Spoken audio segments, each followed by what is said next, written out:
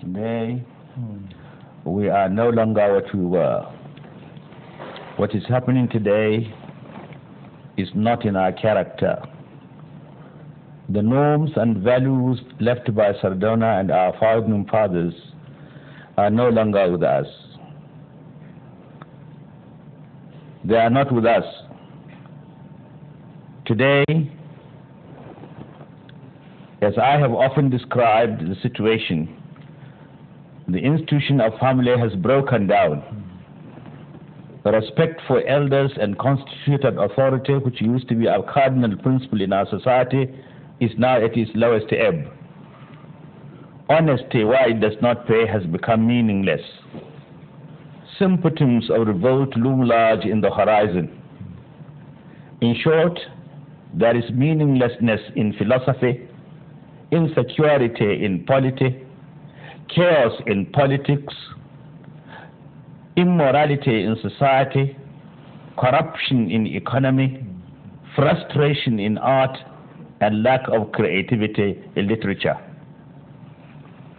This is not what the North used to be, or Nigeria as a whole. Ours was a decent country whose leaders respected one another in spite of their political differences. Ours was a society that was morally sound. It was a society in which all of us were our brother's keepers. It is not the same today. Perhaps some people say we have been brainwashed by our erstwhile colonial masters. It is true to a certain extent, but we are to a very large extent to blame, because we are masters of our fate. We should be captains of our soul. Today, as I have said, we are no longer ourselves. Our cultural values have been thrown overboard. If a people lose their culture, and Sardauna was a man of culture, and that was why he organized the annual cultural festival. It started from the north. Today we are trying to abandon our culture, and culture is the identity of the people.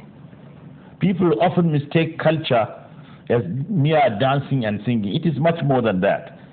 Culture is the customs and costumes, the characters and the characteristics, the manners and mannerisms, the philosophy and the ideology of a people.